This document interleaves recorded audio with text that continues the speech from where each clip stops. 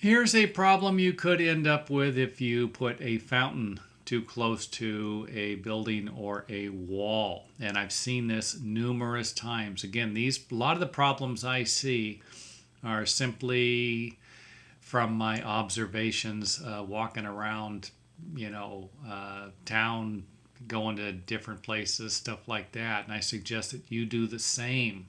Here's a problem with fountains. Look and see if you run into the same problem.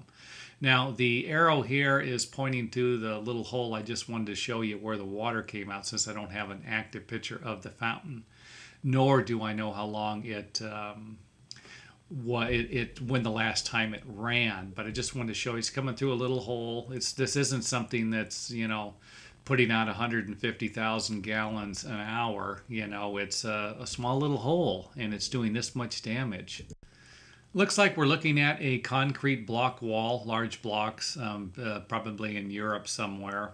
And the paint looks like it's painted. The paint has the water has washed away the paint. So we're not really looking at a stain here as much as we're just looking at some calcium deposits, the white crust around the top of the area where the paint has washed away. And then you can actually see the block more towards the center of the area where the paint is missing. Now, there are things you can do. You can use they have pool paints and stuff like that, paint that they actually use for pools.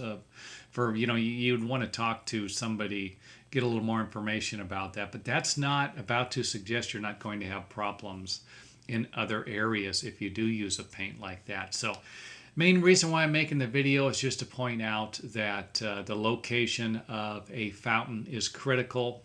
The fountains, I've seen people place fountains inside on tile floors. The tile floors get wet.